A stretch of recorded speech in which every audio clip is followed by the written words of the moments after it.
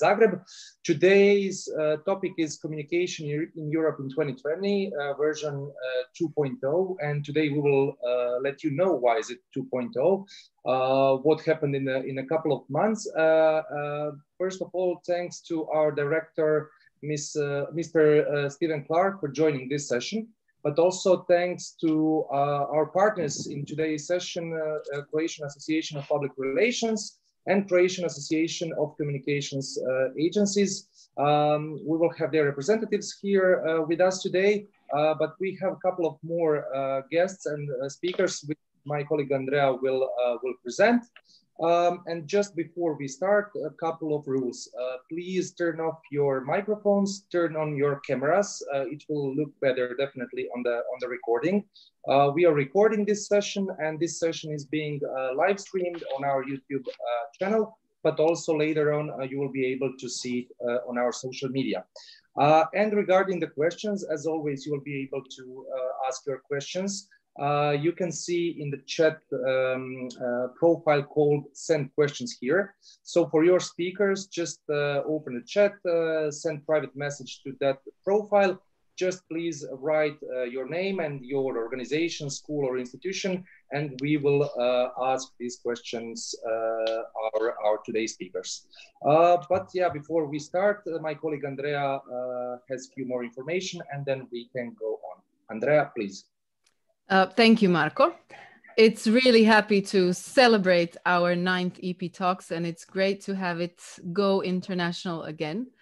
Thanks to all our viewers for joining this discussion on how the COVID-19 pandemic has changed the communications industry in Europe. We will speak how the change has reflected in institutions, in European institutions, namely in the European Parliament, in the public sector, but also on the market in terms of communications. We are really happy, as Marco said, to have the European Parliament represented today by our Director for Liaison Offices in Europe and larger in the US as well. We have an office there as well. So Mr. Stephen Clark is with us. He's an expert in communications and in pan-European campaigns, but you will hear more about that from him personally. He will be joined by the head of one of such offices, namely ours here in Croatia. Violeta Stanicic is with us, head of EP Liaison Office in Zagreb. Great to have her on board for this discussion as well. She will say more about what our efforts here in Croatia have been throughout the pandemic and the lockdown to continue our communication towards the public.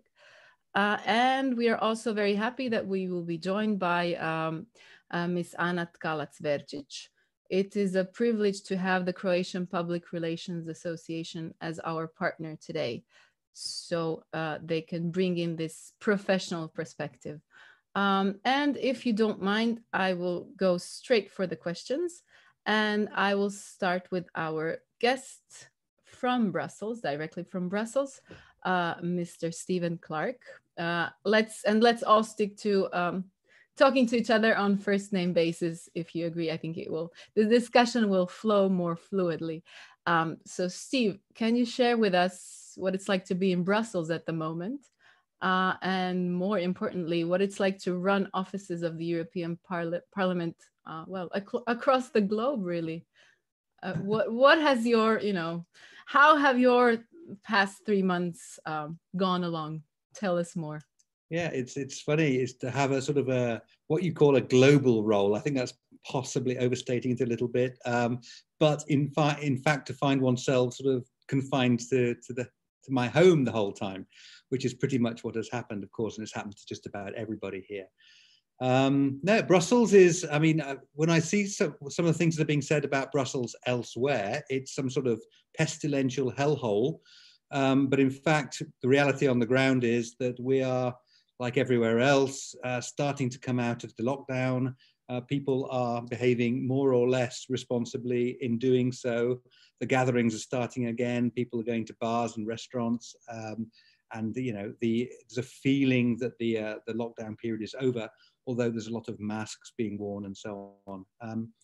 But no, this period has been in the job has been a little contradictory, you might say. I mean, it's had us all confined to base, so no one's moving around. And obviously, professionally, I'm someone who does move around quite a bit, and I do miss that.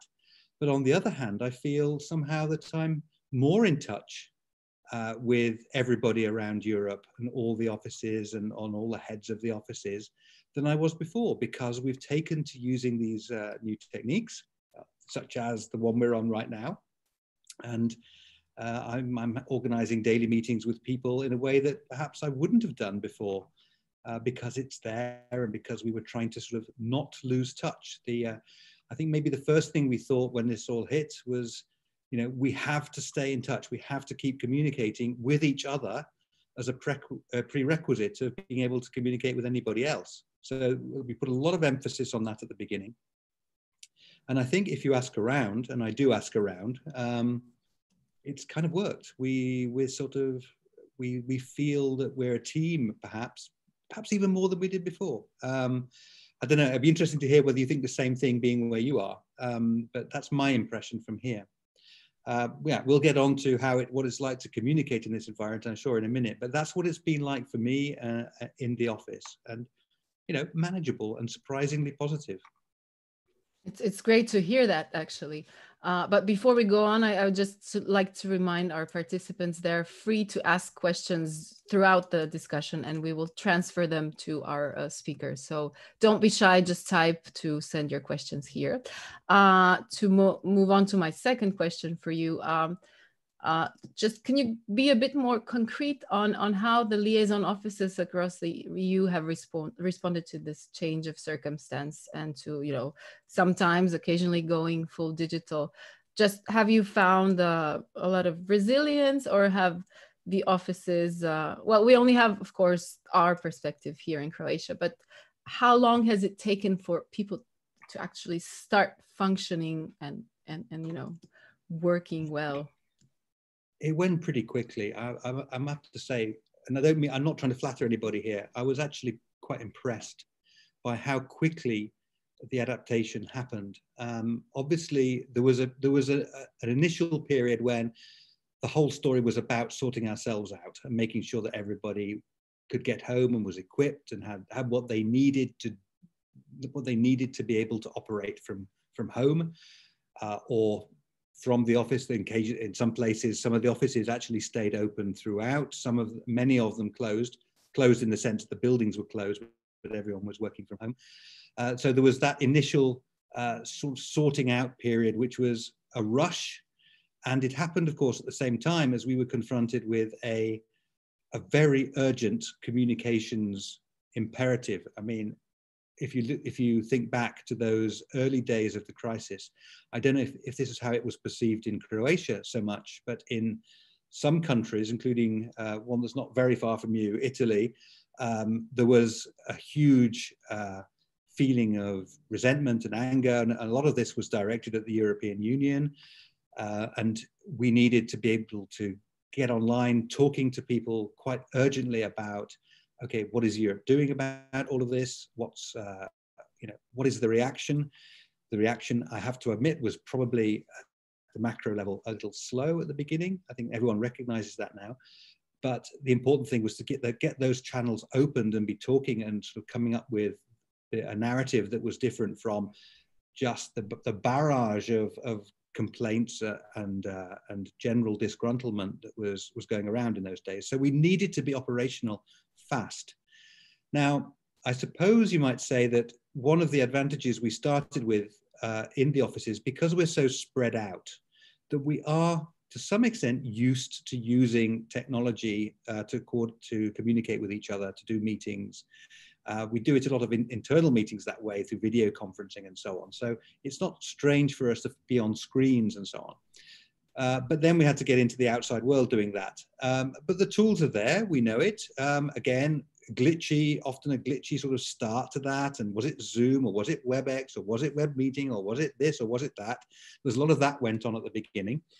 Again, that sort of settled into a fairly predictable pattern, and a lot of the technology stabilized, and we were able to do it.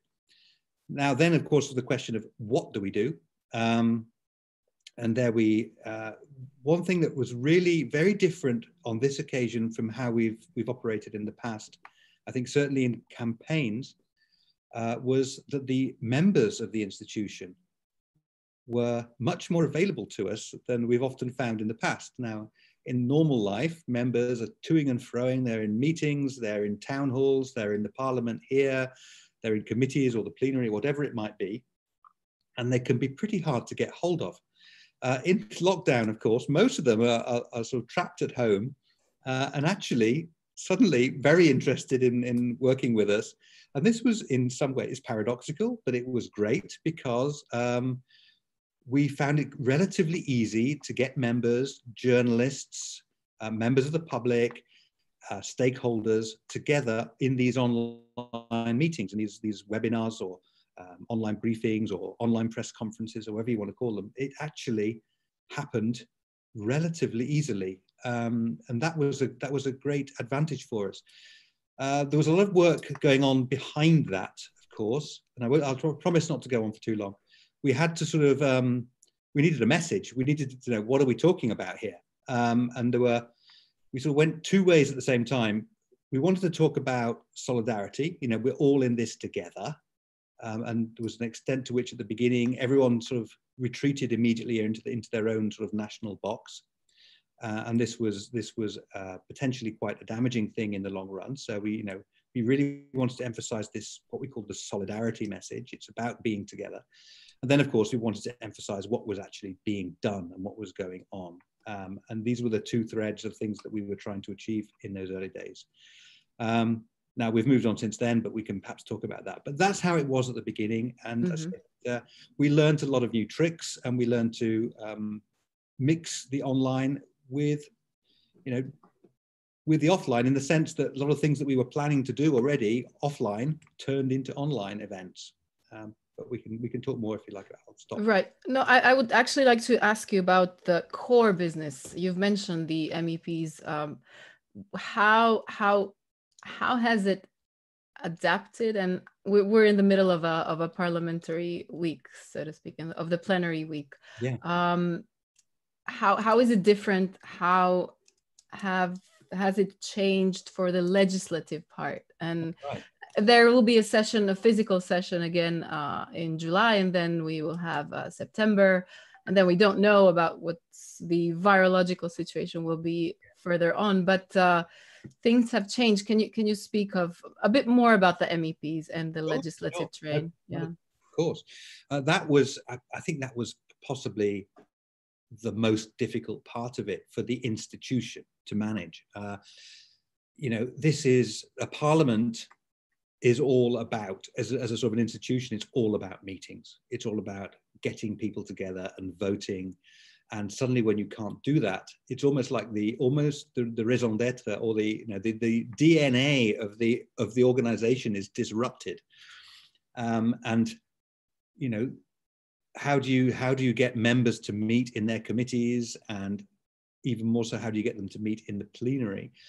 And the organization felt its way a little bit on those things in the early days, and it wasn't, and it still isn't possible to have a completely virtual plenary sitting where everybody is as able to participate in proceedings as they would be as if they were physically present.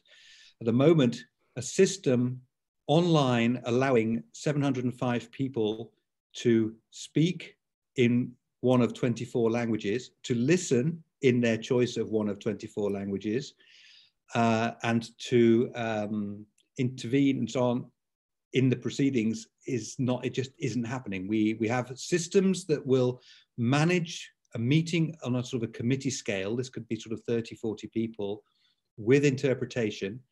It's a fragile system at times because of people's own equipment at home, or their own bandwidth could be problematic. But anyway, so committees gradually built up this system for having their meetings.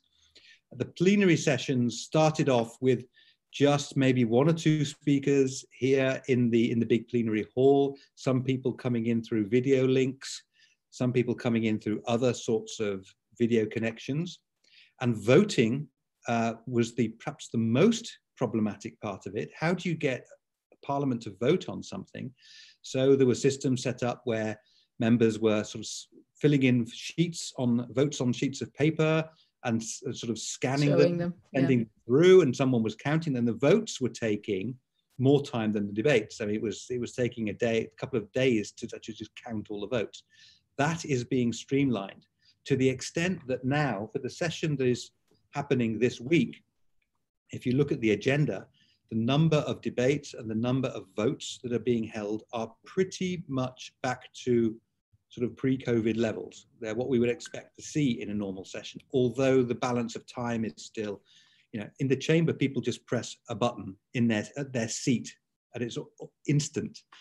We can't do that, and we can't do that online. And of course, there are security implications to that as well. I mean, who's voting? You need to be sure you've actually got members and not someone else voting. Now we have a secure voting system has been put in place now, but it's still a bit slower and clunkier than the actual thing. So Parliament has found, to sort of wrap up, Parliament has found a way to operate. It's still not as easy and comfortable and perfect as it should be. And we are getting more members coming back in the building physically present, not from everywhere yet. And we're progressing, and we'll see what happens in whether or not in September we end up with going back to Strasbourg or not. There's efforts that are being made to see if we can find a way of doing that, but it still won't be normal at that point, of course. And then we have to see, as you say, what's the situation going to be virologically, and right, depend on that.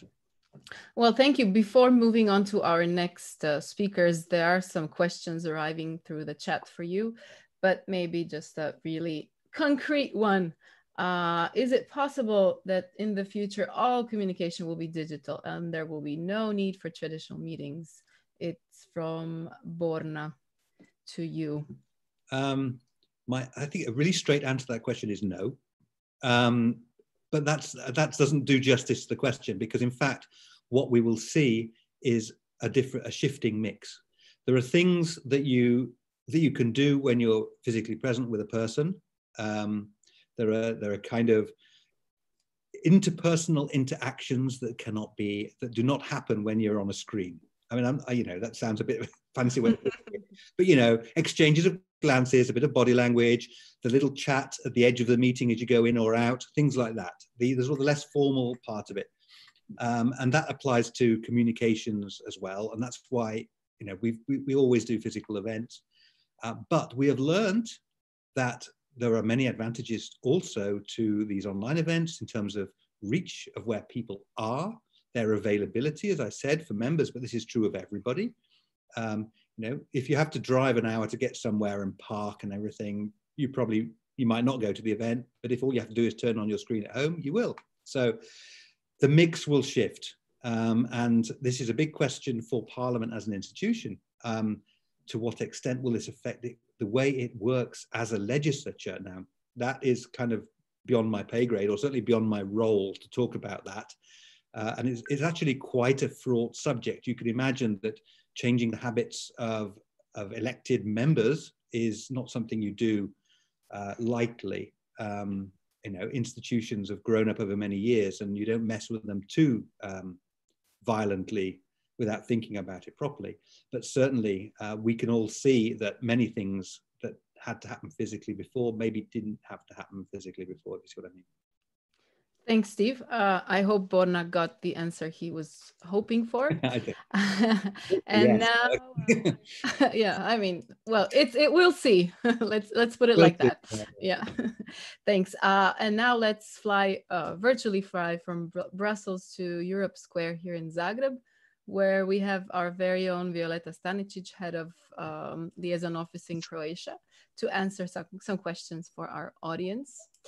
My first one would be, Violeta, has the EP Liaison Office in Croatia managed to communicate efficiently despite this situation and the lockdown? And how have we done this? And please be honest.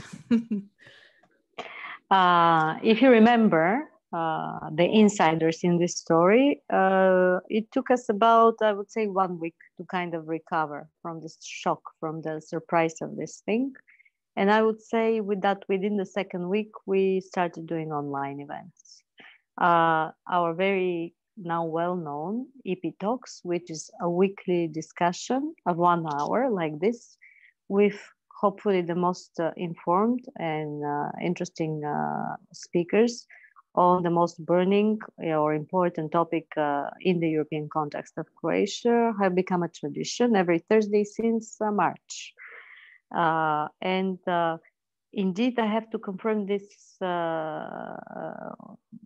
phenomenon of what Steve said. Actually, our cooperation with MEPS have become even more intensive, if it's possible, and they've become involved in everything we are doing in a unique way, which indeed before was not possible before because of their working schedule and travels. Right now, normally we have very often twice a week press conference and EP Talks, all with participation of members of European Parliament. Sometimes we have 3, 4, 5 members of European Parliament participating in these press conferences or discussions. Sometimes, as my team knows, I have to limit, I have to interfere and say enough, too many speakers. We won't be able to have a truly meaningful debate. It's going to be only a series of monologues. So that was the challenge. And what particularly was fantastic is that in this era, we got access for first time to members of European Parliament, leading members, head of committees, or rapporteurs from leading countries, which otherwise were not always accessible to us. We've had a number of events with captivating not only Croatian members of European Parliament, but with leading particularly German members of European Parliament. I don't know what's between Croatia and Germany. There is obviously a special relationship, but every event of ours now goes with a major German speaker. And I'm told that in the pipeline, we have another cooperation with major German participants for next week. I have to say, our EP Talks with the participation of our EPA schools, of our schools ambassadors throughout Croatia, have been extremely well accepted. I'm very happy that I always see every week so many young people, but also their professors taking participation and not only listening to us, but trying to send us questions and to inquire about a number of important issues. So EPAS is proving that its ironclad, iron-proof program of the ethos of the European Parliament DigiCom, which functions extremely well, not only in normal conditions, but in extraordinary conditions. And of course, I need to underline that we are also able to pull off a digital Day of Europe with a lot of cooperation and support from the people working in the cultural niche in Croatia, dancers, musicians. We are trying ourselves to support them as well. And that was a day with more than, I would say, 6 hours of programming, of original Croatian programming between us and, of course, the representation of the European Commission in Croatia. We are a special country. We have a very good ongoing relationship with our colleagues with the Commission. It's a major partnership, which works quite well. If I'm missing something, please now poke me or provoke me. But I wanted to say that lockdown, I think, although initially it was a bumpy and maybe a little bit stressful experience, I think opened our eyes to another very big, not land, but ocean of opportunities. And also opened our eyes to the fact that we don't need to be sitting in the offices all of the time. Quite a lot of things get done with us being at distance, on a go, flexible, or working, let's say, late in the evening. My favorite time of the day. We actually have a question for you, Violeta. It is from one of our senior ambassadors. It is Ms. Marija Brkić, and she's asking, from my point of view as EPA's senior mentor, it seems that lockdown helped us get closer with other schools, with other countries. What's your opinion? This kind of online activities should and must continue in the future. Would you concur? Yes, absolutely. If you remember, I think most of the people here were participants or witnesses of the fantastic experience we had with the Italian schools with the help of the Milano antenna. And the experiences which, if you remember, both the professors and the students exchanged, telling their first-hand experiences, human stories, both of isolation, but how they were trying to reach out. It was a very poignant one. Maybe particularly from the point of view of us being in Croatia and not having as tragic, let's say, experiences. And I also felt at that time that this is how indeed we can humanize further what the European Union is all about, what are its values, solidarity, and indeed that we should continue specifically this newfound, not only genre, but approach to making young European citizens to understand and know each other. Yes. Thanks, Violeta. Yes, so your answer is yes, and it's, if I understand very much correctly, so. yeah. Very much so. Very much so. I wish that Steve would see, if not the entire recording of that 1 hour of really fantastic EP talk with Croatian and Italian schools, but at least maybe some expert parts of it, because it was really a shining example of how finally people indeed get to talk to each other, and we are only the moderators or the platform and not those talking to them. Right. We also have it subtitled even in Italian. We've shared it with our colleagues, the brief version of this talk. And it was, yes, I think all of the colleagues can agree, it was very emotional, to say the least. But now let's maybe wrap up with another question in this direction. So what are you preparing for the public in Croatia in the autumn season? What are your projections? What will our liaison office will be doing until the end of the year? What projects lie ahead? Hope for the best, prepare for the worst. Meaning that, as my team knows, that we are going to attempt to have our first offline event, for first time to get together our partners, members of European Parliament, ourselves, and live in first 10 days of July, right after the national elections in Croatia, after the political passions kind of calm down. We will try to have the first offline event because the conditions in Croatia and the national policy seems to be allowing this type of things nowadays, of course, with certain common sense and cautious. That said, in the autumn, we have already prepared the ground for major work in partnership with the leading media in Croatia. Media have become really one of the main priority of our work, probably at least half of our, not only budget, but efforts and time will be spent working with media, because they are very important of getting the message through and getting the information and what's going to be happening with the multi-annual financial framework, what is the stand of the European Parliament, and the recovery plan for Europe.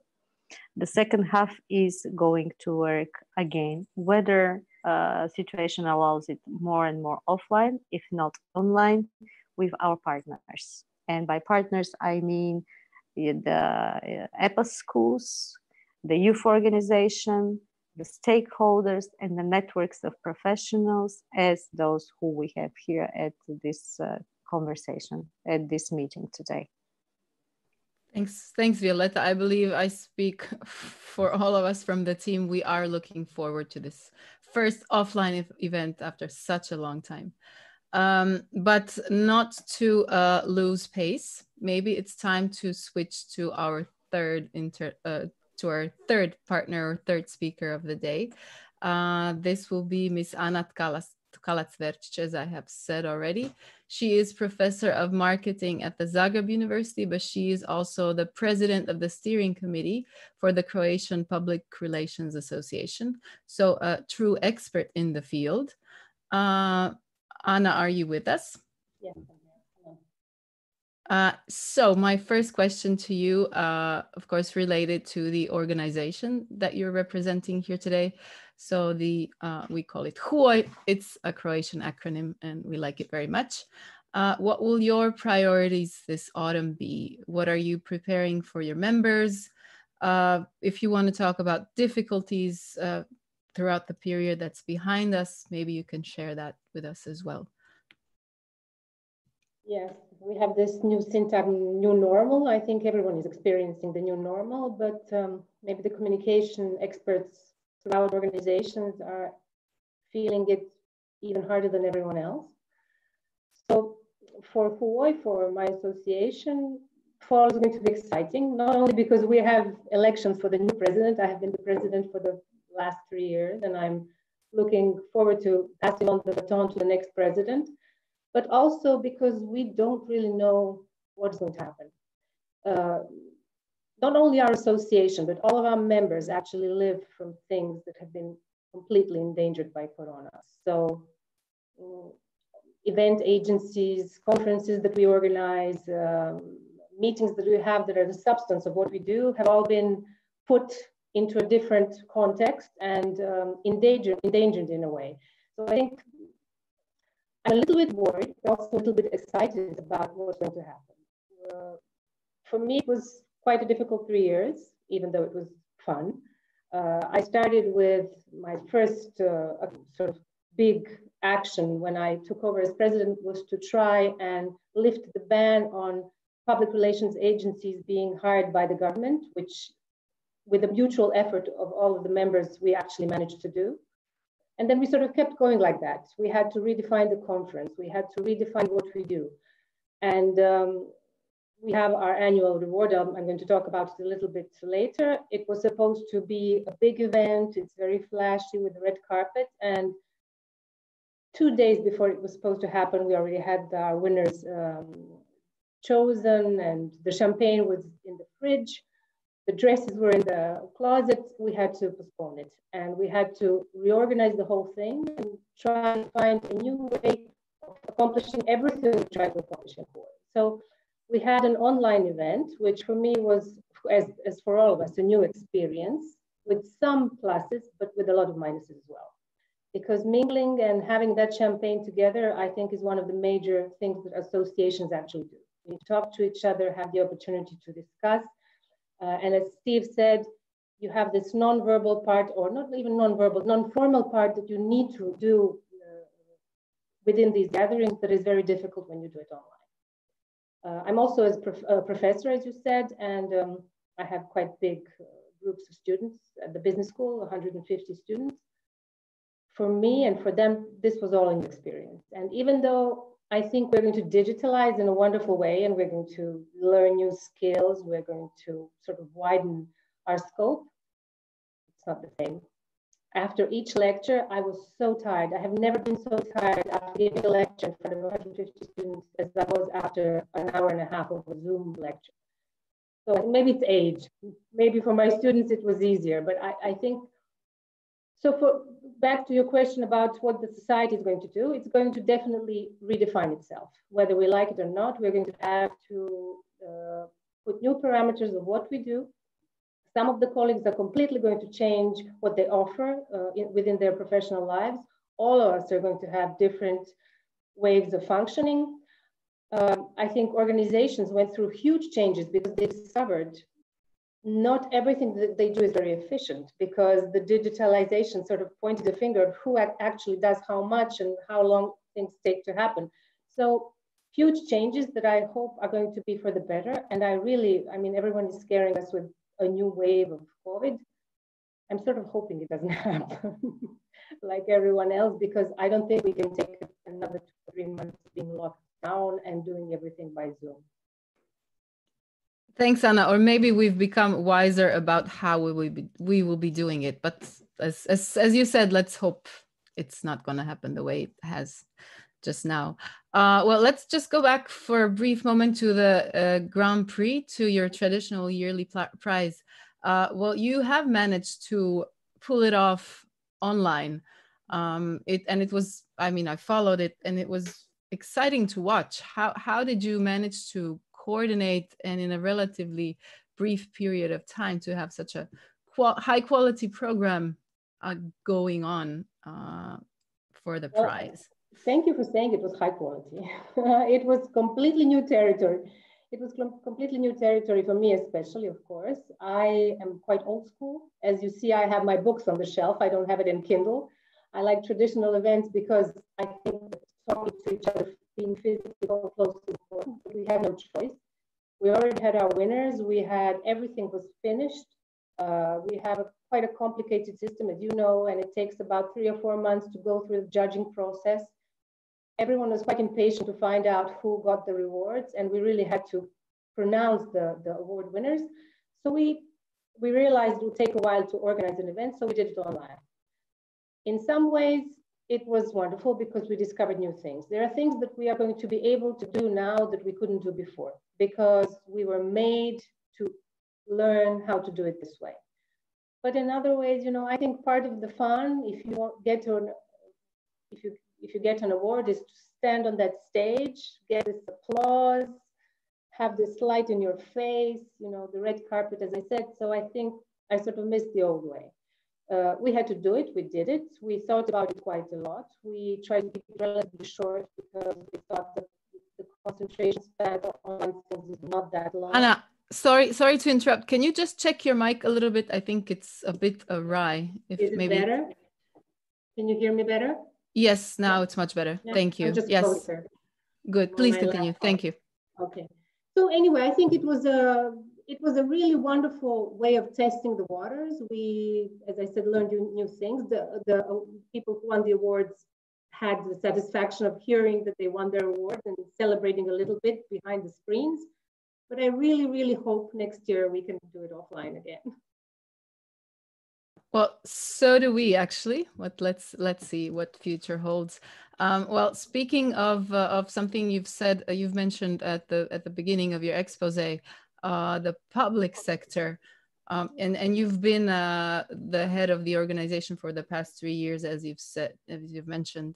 How do you think communicating in the public sector, or even maybe for the institutions, how has it been adapting to new expectations from the public, maybe even Corona period included? I mean, from our position, we applied for the prize. As you know, we were one of the finalists. So our office in Croatia was a finalist in the political campaigns category for our This Time I'm Voting adapted campaign. But this is, we felt we stepped out of a comfort zone for an institution. Can you maybe give us your view of how things are changing, have changed for the public sector in terms of communication? For the public sector and for the private sector and for everyone in the world, we're all stepping out of our comfort zone because the parameters are changing and many things have completely. I mean, I have 2 kids in school. The way we do school has completely changed. And I'm a professor. I had to immediately switch to, as I told you, online classes. This was a big difference for me. It doesn't only mean that you have lectures online. It means also that you have to adapt the material, the exams, the way you communicate with students. I was pleasantly surprised how many organizations in the public sector adapted really well because they tend to be slow, or we tend to be slow. We tend to be quite sort of comfortable in the way we do things, if I can generalize, which is not completely fair. There are various types of organizations in the public sector, but we are slow. But it's so wonderful. If you put a huge challenge in front of people, very often they just solve it. They just really rise to the level of this challenge and they solve it. So in many ways, I think there were wonderful surprises. Of course, you always have a portion of the people who are maybe a little more comfortable in the public sector. They just don't really want to adapt. They chose to view this as a prolonged holiday. But I think the whole system is going to, in the end, benefit from this because we are going to integrate, even you talked about it, how you have changed the way and the approach to how you do everything you need to do, how you communicate, how you have press conferences. We are all changing, we are all adapting, and we are going to be better. I always thought I was very digital and I was sort of very comfortable with new technologies. Well, I've learned I'm not. So now I'm more digital. and now I'm sort of acquiring these new technologies. So I think it's going to be for the better. I'm as I told you, pleasantly surprised how people adapted. Well, good to hear optimistic tones, definitely. I think we started off with this tone with Steve, and it's continuing. So I think we can all be happy to conclude that things have changed for the better, some things. Well, thank you, Anna, for your interventions. Since we are a bit behind our initial schedule, we might actually skip the Q&A for now and do it later after our second set, because of course, other than Croatian Public Relations Association, we also have another organization represented here in the discussion today. And this is HURA, we call it in Croatian. So it's the Croatian Association of Communications Agencies. So our next part of this discussion will be dedicated to the agencies and the problems or maybe new opportunities they've been facing in this period. So I would like to hand over to my colleague Marco, who will discuss this topic further with Miss Cristina Lazzo and with Mario Aunedi-Medek. Thank you again, Anna. Thank you, and again, Andrea, and thanks to your speakers in the first block. But as we are a bit ahead of our schedule, we'll quickly move to our second block for today. As you already introduced our guest in the second block, welcome again to our speaker, Cristina Lazzo from Croatian Association of Communications Agencies, and Mario Aunedi-Medek, Director of a Media Val Communication Agency. So I have a couple of questions for both of you. We will go question by question, so we will try to have it as a small live panel discussion. So the first question goes to Miss Cristina. So what would you say that are the greatest challenges that the communication industry in Croatia is facing in the upcoming period? So we've heard previously in the first block what were the challenges so far, but what would you say that we are expecting in the upcoming months? We can also hear in the public sphere that the so-called second wave of the virus might come. We still don't know what does it mean and how it will work. But regarding the industry, what do you think, how it will reflect to your sector? Okay, thank you, Marco. Good afternoon, everybody. So I'm here today in the capacity of a board member of the Croatian Association of Communications Agencies. And for those who do not know HURA, HURA is an organization that actually has 40 members. 40 agencies are HURA's members. And these 40 agencies represent some 75% of the total media expenditure budget in Croatia. So the views that I will be expressing here today, some of them are collected from the regular surveys that we do with our members. We ask them how their businesses are doing and what are some of the challenges that they're facing and their expectations about the future. So from these figures coming from the market, I can share with you that our year-to-date situation when it comes to media budgets is that we have a drop of some 30% compared to last year. So that's year-to-date.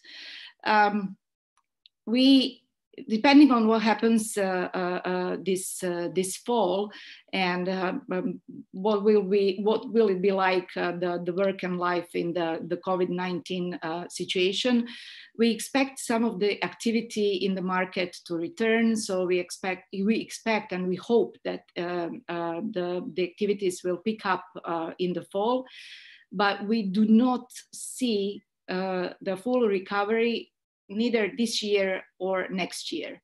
So I'd say that the single largest challenge we are facing is how to adapt to the new market circumstances in a year and a half in front of us, since we do not expect to come back to what our businesses normally were in 2019 until 2022. And not having a crystal ball, And I think all of us who spoke here today, we agreed that it is very difficult to predict. So we are developing different scenarios. The second largest challenge for our industry, for the communications industry, is also not to see the world as it is, to paraphrase, but to see the world as it could be. So we need to continue to be responsible, but we also have to be brave, and we have to continue living and working in these new conditions, trying to preserve as much as possible. So how this translates into, for example, everyday life of Hura. Hura is now getting ready to stage its first offline event, DECA Picnic, the Days of Communications Picnic, that will take place 30th of June and the 1st of September. So as the communicators organization, we are making this next step where we are really trying to get back to the full scale of activities as much as possible. Thank you, Christina. So the agencies did some very important tasks in the previous months. You are preparing for this new normal, for maybe some new perspective of the work during the summer and in the autumn. But speaking of important tasks and duties, let's say, of the agencies, Mario maybe can jump in with something called coronavirus.hr, coronavirus.hr. That's the platform we all saw in the previous months, and we saw also that your agency played an important role in this project. Could you tell us a bit more? What is it about? What were your some key findings during the working on this project, and what's your perspective for the upcoming months? Thank you, Marco. Hello to everyone. I'll try to keep it short. I just wanted to point out that from the beginning of the official government website, which is the aim was to have all the information about the disease and the measures the government is procuring to have in one spot. And I think this was an important thing to have at the time, because maybe now we have forgotten a little bit how it was at that point, but the people were seeking for some kind of information. In fact, in every crisis, and I think Christina will second that, the role of communication is even more important than in, let's say, normal time. So when we started the official website from the beginning, in the last 3 months now, because we started at March 17th, we had 2.8 million unique users on the website, and almost 75% of the users are returning to the website. Today, of course, the numbers are a little bit different. People are now seeking information about travel, but today we had new 11 people with the coronavirus, and already we have noticed some new questions on the Facebook page and on the website regarding the measures Croatian government or the will imply. So what I just wanted to point out that our industry, communication industry, and people dealing in communication is always more important when it comes to crisis than when we have peace in the country. Thank you, Mario. So we've heard which kind of challenges you faced, your users faced in the previous phase. So maybe Christina, can you comment how the coronavirus changed the industry? Because obviously it changed the industry. We have crisis communications agencies in the first line. Maybe what were the good things of the crisis that reflected on the whole sector you are active in? Well, probably the most important good thing that happened out of it is something that we already discussed here today at length. We all got adapted very quickly to the work from home mode. We switched to working from our houses and we realized that you can be very effective and very productive even when you're not in the office. And I think, and actually for some people, this works much better than working in the office all the time. So we had to learn very fast as agencies and to be able to support and help our clients in that same process. So we gained some, I'd say, very valuable experiences throughout the process. Because when you are, my personal experience was, for example, that I was lucky to participate in the work of the crisis management headquarter of a company that has 52,000 employees in the region. And then keeping the work, all the production and supply and retail operations and everybody working from home operational in the surrounding circumstances of pandemic was very challenging, and it was a great learning experience. And so now we have to take all the good stuff that we've learned from that process and keep applying it in the future. I think that's what's ahead of us. So I do not think that work from home will become a standard, because obviously there are a lot of sides of it that are not the optimal.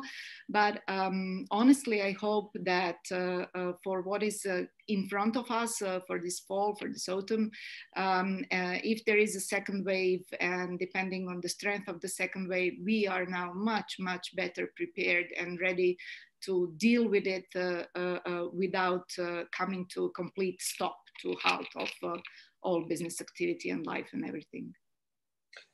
Thank you, Christina. So the industry definitely changed, but maybe Mario, could you tell us, maybe did our citizens change any of their habits? We know that you did some survey, some research. So what were some key findings amongst the Croatian citizens? Yes, thank you, Marco. We had a research with 600 respondents like a month ago. And there are some interesting data. The aim was to find out how people see the new normality, the future, and how will they behave in the future. If I may just skip a little back on last thing Christina said, and that was this work of home.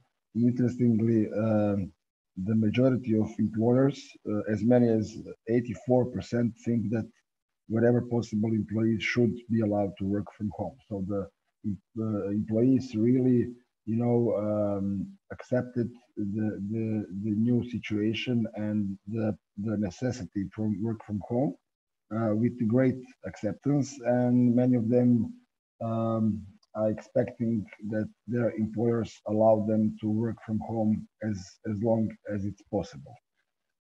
As for the other findings, there are some interesting.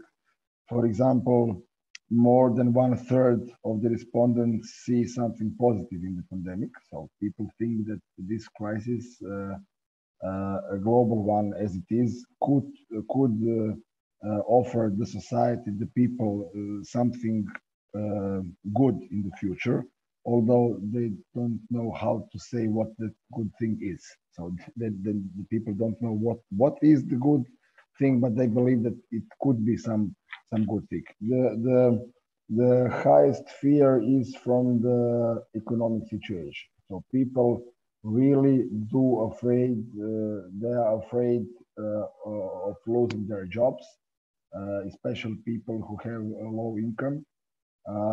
The majority of people are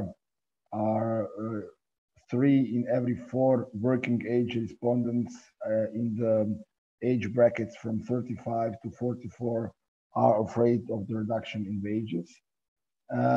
And interestingly enough, people are not afraid of the second wave. less than 20% of people are afraid of the second wave of the pandemic. Maybe because, like Christina mentioned, we as a society and as an individuals are more prepared for that kind of lockdown or measures, and maybe we are more prepared to protect ourselves and our families if the second wave applies.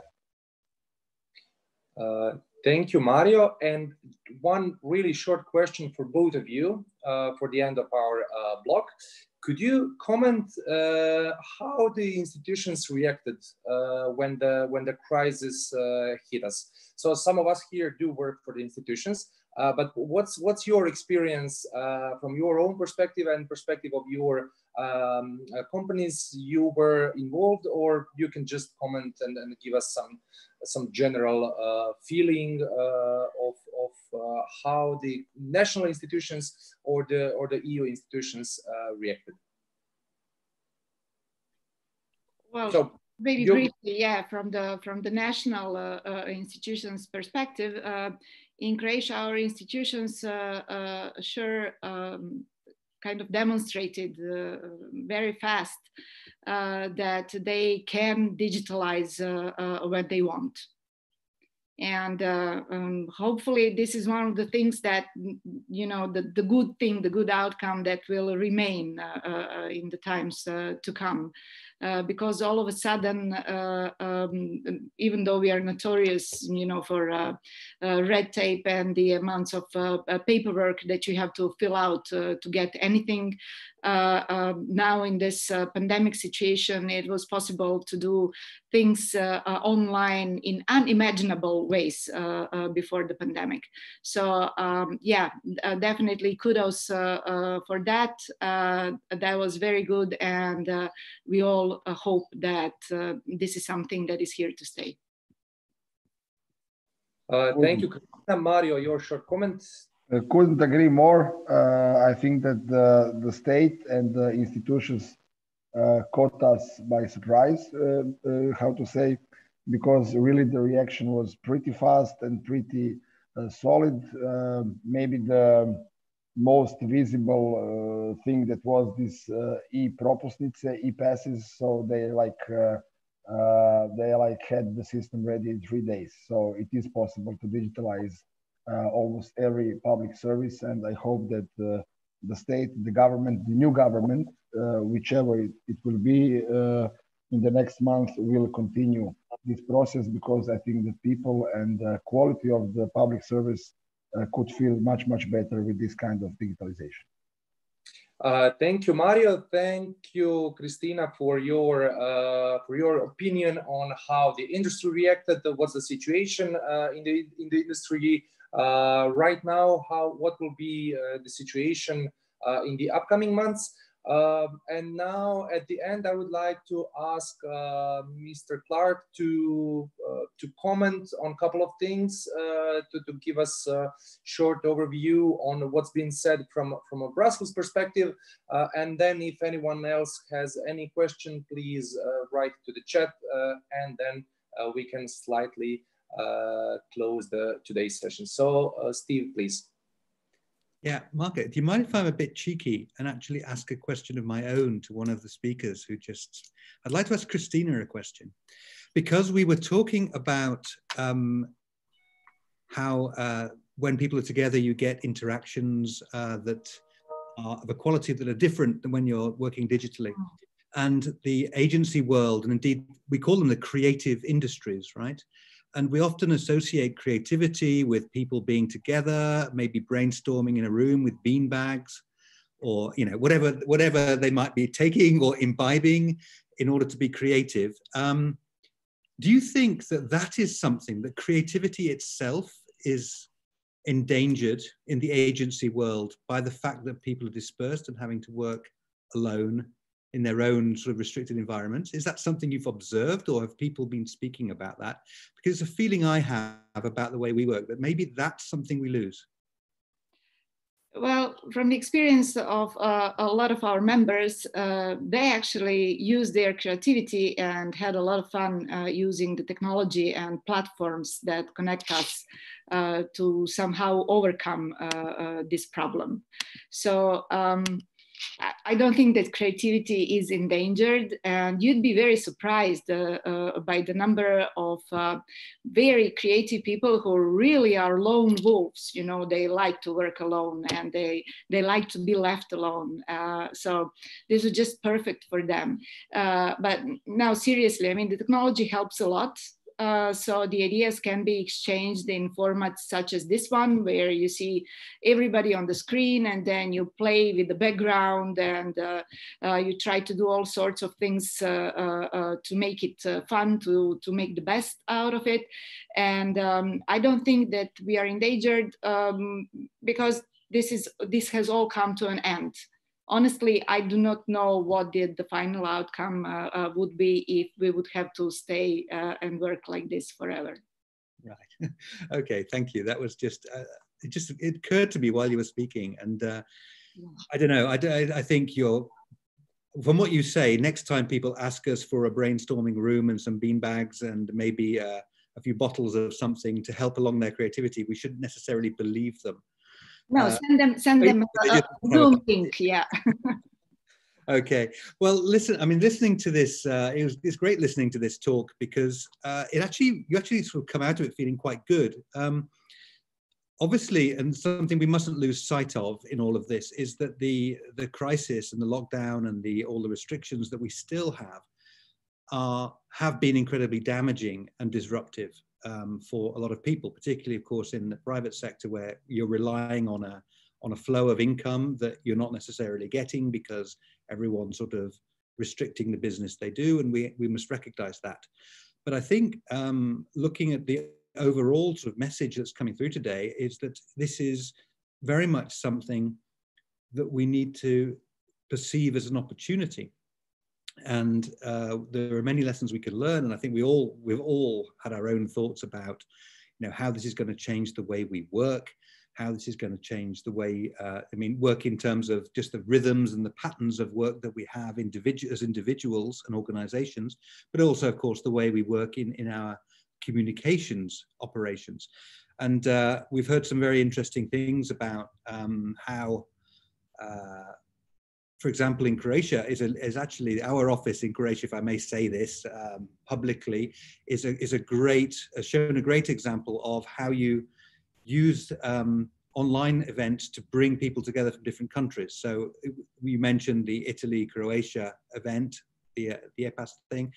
There's been quite a few things with Germany, and in fact, we've seen this in other offices, that when you take out the geographical restriction, as it were, limitation, you suddenly discover there are lots of things you can do, and you can bring together people from all over Europe. And in fact, on Europe Day, we had a great event, which was actually coming out of Paris, which was a kind of a sort of strange sort of Eurovision thing, where we had a song, basically throughout the day, a song with a little interview from I think it was just about every country in the EU and some others as well. Different styles, but it was actually a great event and it brought people together. And that would never have happened if we hadn't been pushed into it by the crisis. I mean, we'd foreseen the usual sort of events that we always hold on Europe Day, and we couldn't do them, and it's a shame. But in the end, the restriction was also a discipline which pushed us into discovering something that we could do that was new.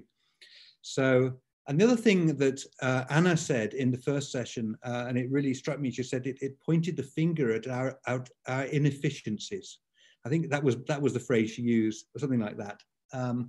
That we do realize that perhaps the way we were doing things is the way we've done them from time immemorial. And suddenly, when you can't do that and you have to do something else, you realize, well, maybe we should have been doing this sooner. We should have been thinking a bit more laterally and doing some of this stuff even before we were forced into doing it. So that's the way humanity works. I think that's the way we all work a little bit. But it's, we talk about, someone else mentioned comfort zones earlier on. And yes, we as communicators have to make an effort to be constantly outside our comfort zone. But in this case, not much effort was required because we were taken very aggressively by the crisis and plonked well outside our comfort zones, and we just had to do something about it. And that has been illuminating. It has been disruptive, but it has ultimately been something which I think will be good for us in the long run, as long as we can get our businesses and our operations back on track in the long term, and some sort of normality will return, as I'm sure it will. Second, third, or fourth waves notwithstanding, we will survive, as they say. So yeah. Sorry, Steve, if I interrupt you. No, I've finished. That was my. Okay. No pressure. No pressure. Thank you for this interesting exchange also with our speakers, but also the overview. Definitely we as an office found new ways to cooperate with our partners, with the MEPs, with young people, with the NGOs, and with other partners and stakeholders. But I'm really sure that this panel today would also be really interesting live. So who knows, hopefully at some point in the near future, we'll be able to host you somewhere here in Croatia, and maybe some of our speakers today will be also presenting some of their work and thoughts somewhere in Brussels, which means that the situation with the virus will be good. Okay. But I will hand over the mic now to my colleague Andrea. Yes, thank you, Marco. It's been over an hour now, and yes, you can have too much Zoom. Despite of all the creativity it might kindle. So it's time to close this session. But please do allow me once more to thank our communicators of the day. We have had Mr. Stephen Clark, Director for Liaison Offices of the European Parliament with us. We've also had Ms. Violeta Stanicic, Head of the European Parliament Liaison Office in Croatia. Really big thank you to the Croatian Public Relations Association and to Ana Tkalac-Verčić, the steering committee president, as well, of course, to the Croatian Association of Communications Agencies and to Kristina Laco, steering committee member. Thank you for joining us, Kristina. Of course, representative of our communications agencies today, we've also had Mario Aunedi-Medek. Thank you for joining us on behalf of Mediaval. Maybe just to close with these words, let's say responsible, but also optimistic and of course open to new modes and ideas in communications version 2.0 in autumn. Marco, again, over to you, and bye to everyone. Thank you, Andrea, and the usual message from my side, do follow us on our social media. That's the place where you'll be able to see the highlights from this session, so the highlight video, but also the full session. And a little surprise at the end, in the first half of July, we will organize a physical gathering here in Zagreb. So all of you who will be in the city or the around city will announce it for you, and hopefully we'll be able to see each other, of course, following the official rules, let's say, from our national headquarters dealing with the virus and the public health. So that's all for today. Follow us, stay in contact with us, and thanks everyone for being with us today. Bye, and now you can unmute yourself and say bye or bog or do viđenja. Bog svima. Hvala svima. Bye. Bog. Bog.